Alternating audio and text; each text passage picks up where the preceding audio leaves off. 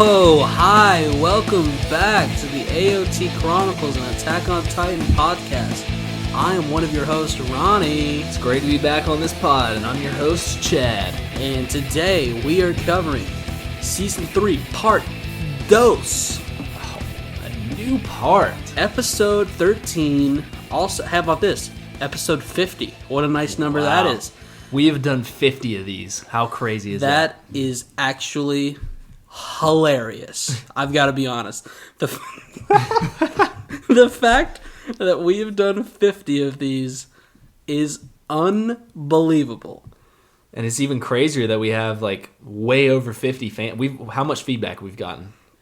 Listen, as far as the feedback, outside of our really good staples, none.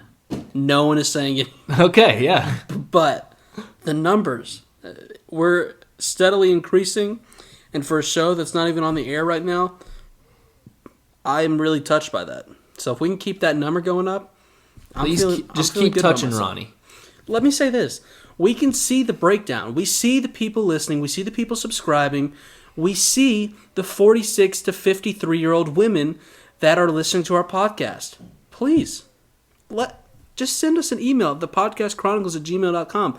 We're very nice. We just want to hear from you. Same thing goes for the people who supposedly are listening in like Germany, Ireland, India. That blows my mind. They might be bots. And they might contact us trying to sell us something or saying, that they're the Prince of Nigeria and they need our money or something like that. But if they're not, that would be so cool if our stupid little podcast was actually listened overseas like that. So please, you got to send us something. And if you can understand us, maybe you're learning English from our podcast. I don't know. Fart, you just smells so bad. Dude, I told you not to flush the toilet. That is rough. Please, I've never asked you to do this. Blow some of that guava ice over here. Okay, you'll get some guava ice, but I did want to continue on. I just want to tell my listeners I did not fart. My bowels are pretty intact for the most part. Are you dying from the inside out? That was Ron. I told Ronnie not to flush the toilet, that I had to flush down a dead squirrel that I found in the house the other day. And it just lingers in the... okay, we're sidetracked here. I wanted to say this. If you are a foreigner, okay, and you're trying to learn English through this podcast, or whatever means you're listening to this podcast with. I don't know if you can hear me because I got my shirt over my nose. No one is doing that. Okay, well, if you're not doing that, I still want you to send feedback to us. Even if it's in a different language, we will translate it. I want to know if you like our podcast or not. And listen...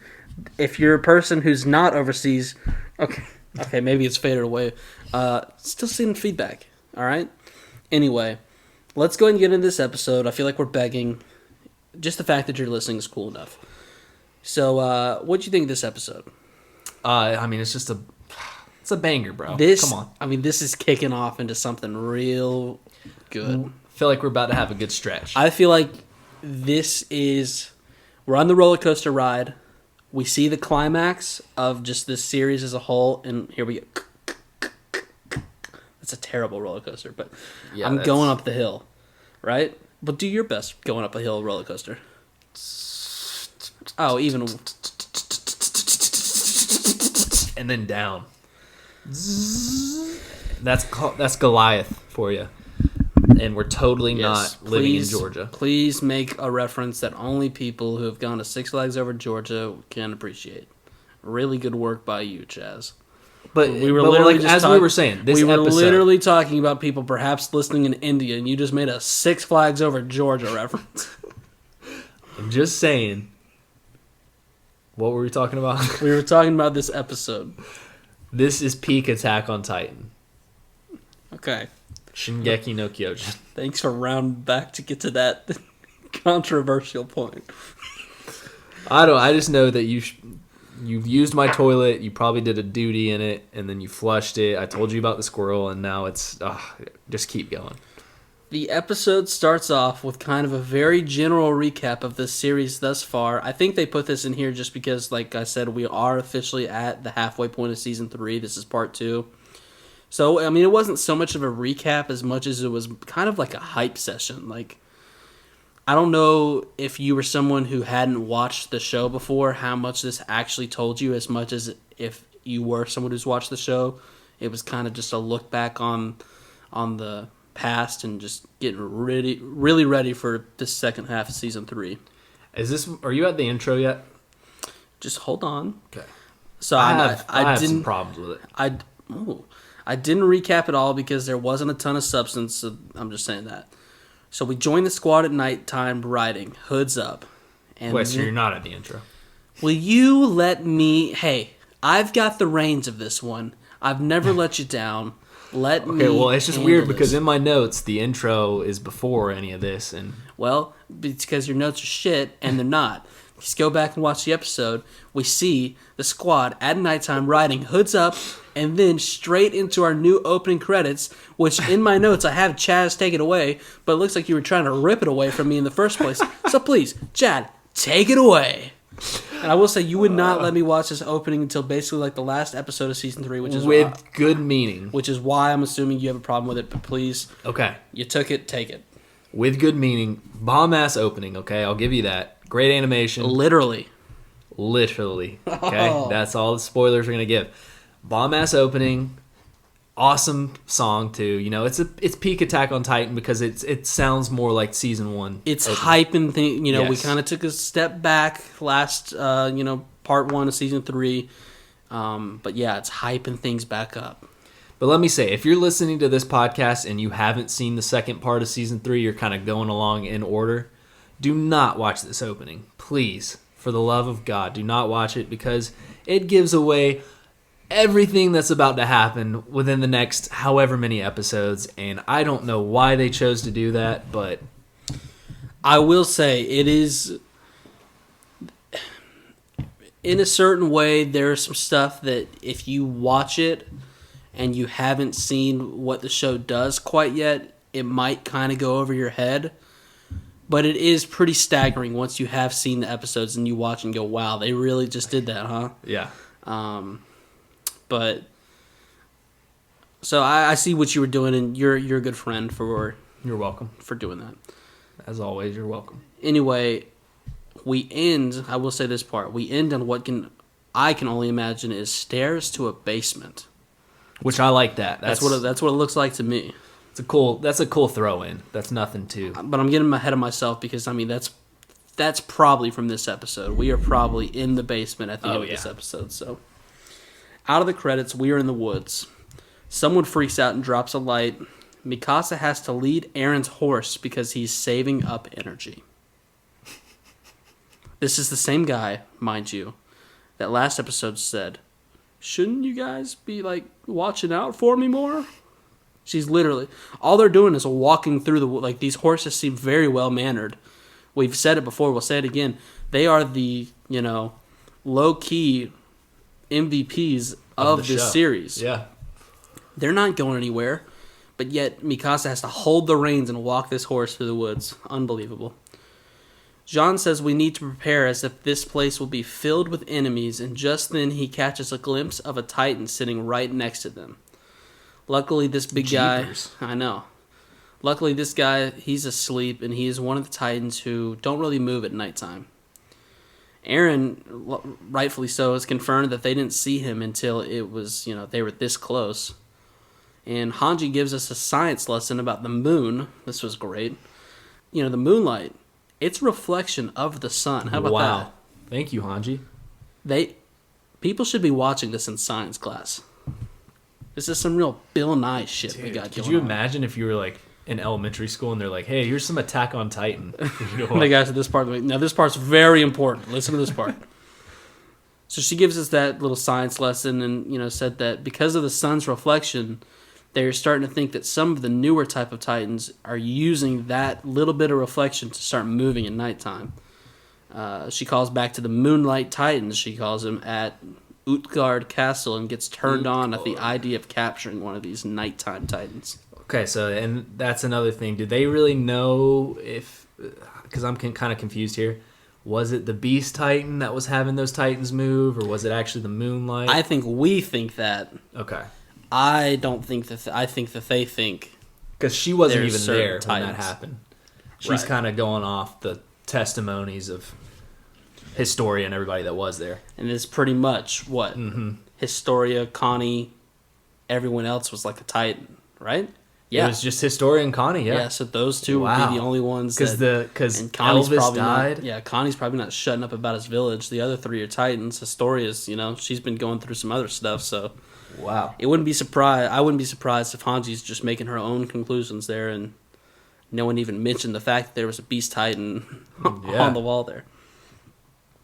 So Eren is like walking through a haunted house right now, and this is spooky. He's suffering from self-confidence issues again, wondering how he's supposed to do what he's got to do. And Mikasa notices this, so she says, Eren, while Armin just straight up asks why he's shaking. Eren says, what? I'm not scared, I'm just cold, dude. Lay off, Armin. What a Chad, God, bro. dude. And Armin says, listen, dog, no judgment here. I've pissed my pants 7 times. I'm freaking out. Yeah, meanwhile, Armin's like, his arm is just rapidly... He's like, check me.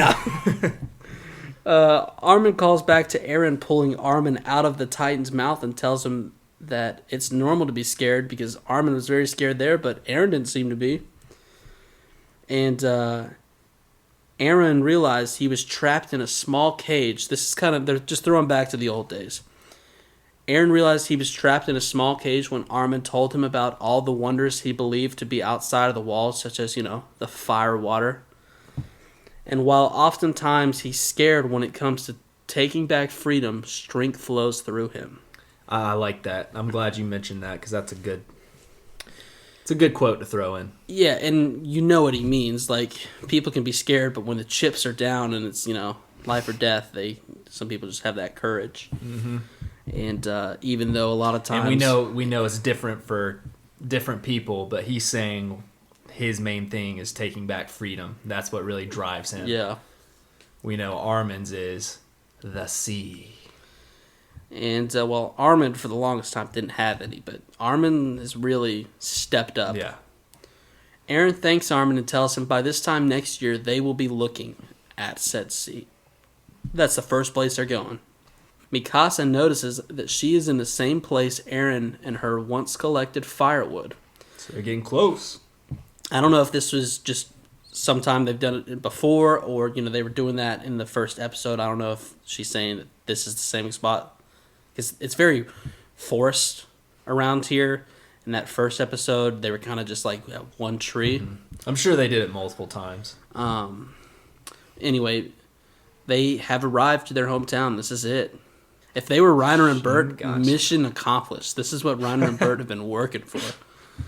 For the first time since they fled so many years ago, here they are. They charge in hard and switch to ODM gear as they get close to the wall. Oh, it's a badass moment right here. It's daytime all of a sudden, by the way. I should mention that. Yeah, okay, so it is morning time now. So I guess the trek, because they were walking, they weren't riding their horse. I guess it took all night pretty much to get there. Yeah. Even they made it seem like they were close, but either they, set up camp right outside or they just kept going through the night.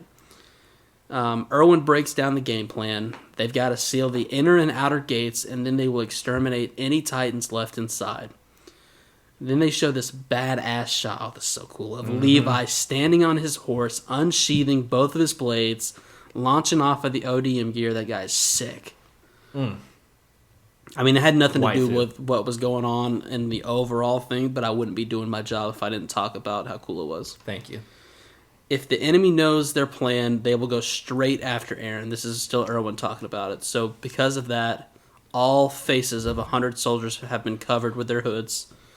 And the music is really setting the mood. We got some, tribe drums, banging. If there's one thing Attack on Titan's good at, it's OSTs, It's boy. that music, boy. Eren stops to take it all in, but Levi yells to keep moving and seal the outer gate. Armin stops because something has already caught his eye. He got on this wall 5 seconds ago, And, his brain is already going beep, beep, boop, boop, boop, beep, boop, boop.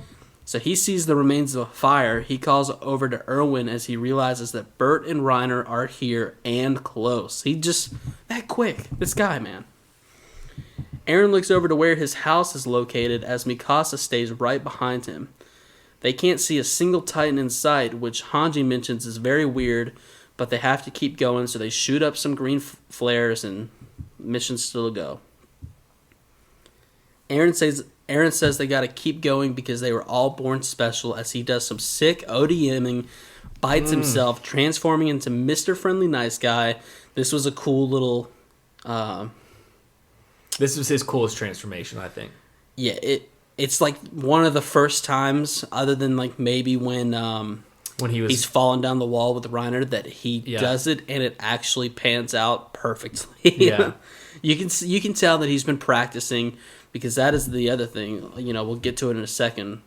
He manages to do this hardening thing very impressively, but getting ahead of myself. He's had a few months practice. We do see right before the calling card, somewhere in hiding, we see a little sneaky Bert, and then we see Reiner, who is watching all of this going down in some little hiding spot. Oh, sneaky guys. So we get to the calling card. Glowing ore. How about this? This is what you were talking about, little light bulbs. Ore harvested from the rice family's underground cavern, thought to be produced by some sort of Titan power. It emits more light than a torch.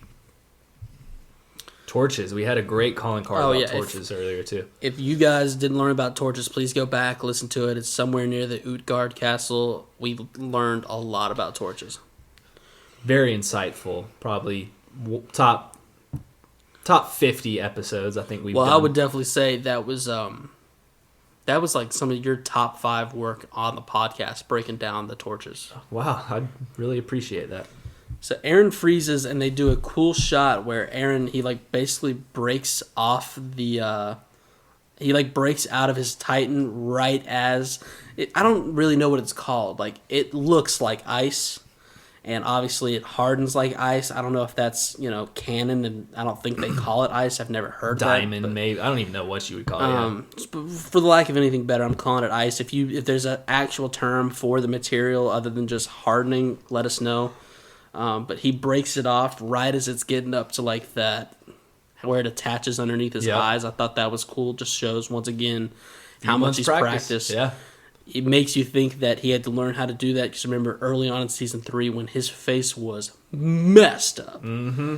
That might be because he let it get too far, and then when they pulled him out, it just damaged the hell out of him. But pretty cool.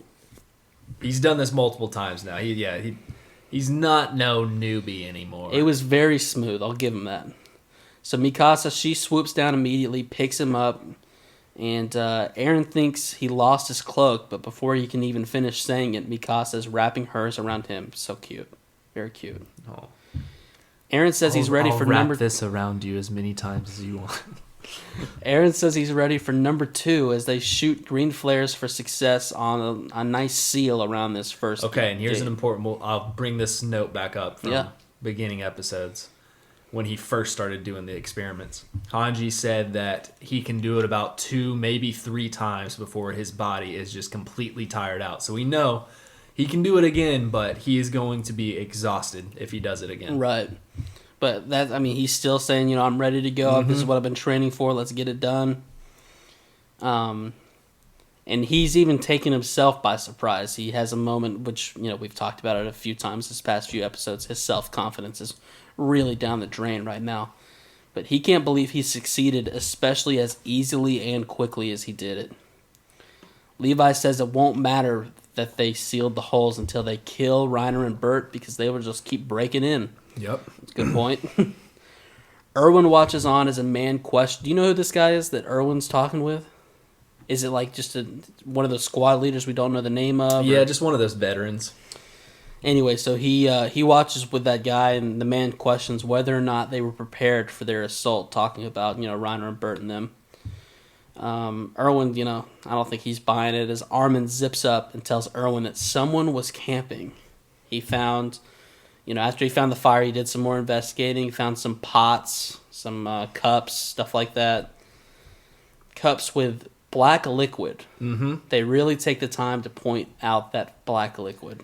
Black liquid. What could it be? Cold brew? They call it black tea, but might be a cold brew. We don't know. Erwin asks if the pot was warm, to which Armin replies no. And Erwin states that they rode in hard, and if they were keeping watch, they still would have had only 2 minutes to hide and prepare. And, the pot wasn't going to cool in just 2 minutes. So because of this, they would have had to have 5 minutes of notice or more.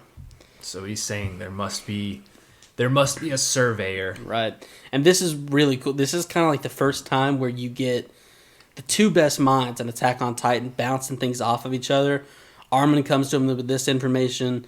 Erwin figures out this whole 5 minutes thing. Armin's already thinking out off that. And, he's saying, well, that explains, like you were saying, there's got to be a scout in addition to the 3, because he found 3 cups, which is why.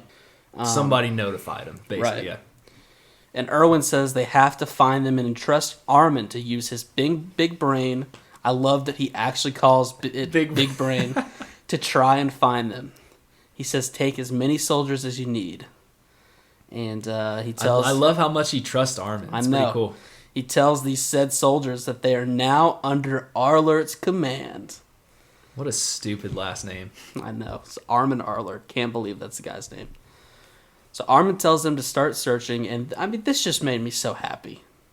The guy with Erwin asks if this is another one of his gambles, but Erwin says no. He is one of our greatest weapons. It just makes you feel happy. It makes you feel happy inside, Erwin sees right, Armin gets a lot of shit or whatever, but Erwin sees right through and he knows how important it is. It's just, Erwin's the best, man. And you always gotta trust Erwin's judgment. Erwin says they have to continue with the plan, and if they're falling into some sort of trap, they're just going to have to live with it. Armin wonders why the enemy hasn't shown itself. He thinks about how they've been attacked before, and he thinks back to the Titan in the wall at the end of Season 1. And after that, exactly, we're on the same page, Chad. He launches an acoustic shell and tells everyone to search inside the walls, that there has to be a spot that someone could hide in. And they're like, "What? How do you know this?" And Armin's like, well, to be honest, it's just a hunch. Just a hunch. I kind of did some beepity-boppities. This is that Erwin-Armin dynamic again, that pisses a lot of people off. Mm-hmm. But Armin says, if we contain ourselves to common sense, they will gain the upper hand, because, they've never attacked us the way that we thought they were going to. And, Erwin, straight up, he launches a red flare. He's like, yeah, he's freaking right. Signaling everyone else to halt the mission.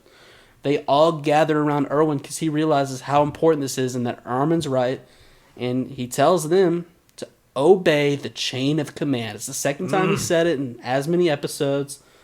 And so they all look at Armin, and Armin says, commence the search. So the troops say, Roger.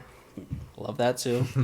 And they start scaling up and down, tapping the walls. Armin is super nervous, though, when he's giving these commands. Do it. Search the walls, please. And then they're looking to see if he's done, and they go, Roger. So the man who was standing with Erwin and questioning Armin's ideas shoots a flare after finding a cavity in the wall. And just then, Rainer Braun removes part of the wall and stabs the man through the chest, dude. And right this is where the music picks up in typical Attack on Titan fashion. And we got Armin yelling Reiner, just so epic. Reiner lets the man fall to his presumed death. Reiner exits the walls, like you were saying. Armin's calling out for him. Just then, Levi swan dives down, sending a blade through Reiner's neck, and then the other through his chest. So epic. Levi, as soon as he saw that Reiner exited that cavity. So quick. But unfortunately, Reiner's built a little bit differently than that other guy. I'm built different.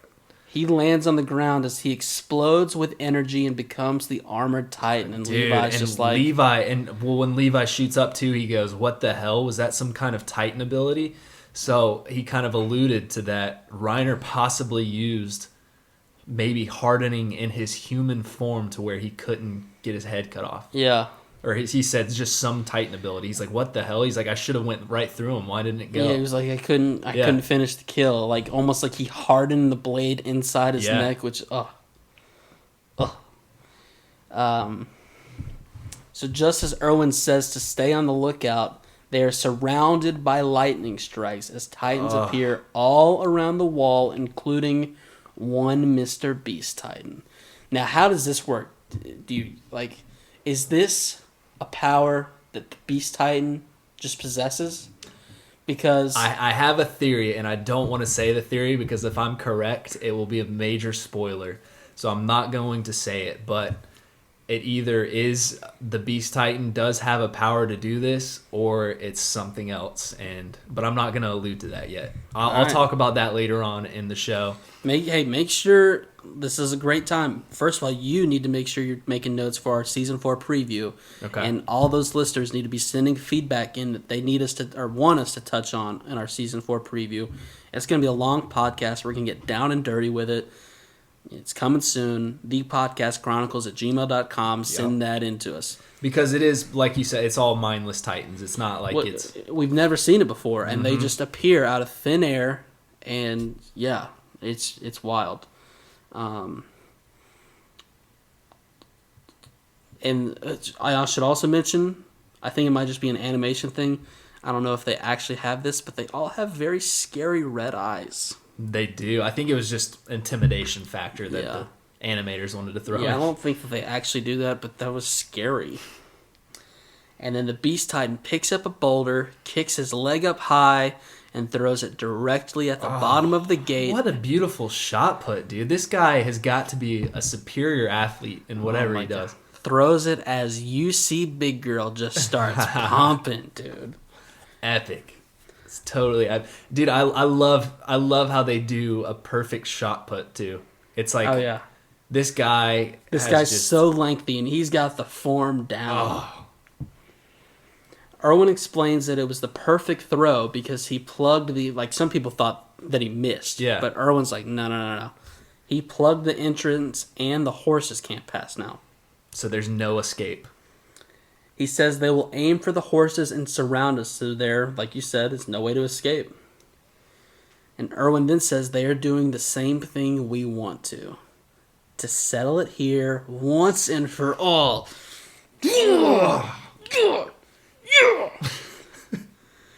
And then he goes, Sunday, humans versus Titans, which side will live, which side will perish? Come on down to the Megaplex this Sunday, and find out. Wavy flackable, wavy arm whackable man. It was really weird for him to do that, but that's what he did. It's crazy. And end of episode. Oh, just a fire ending. I mean, this episode was great. I mean, this is it. This is what we've been waiting on. This is peak Attack on Titan. Shingeki no Kyojin. This is... we are ready. We are so here for this. This is the battle we've been waiting on. It's a great episode. It's I just don't know I don't even know what to say.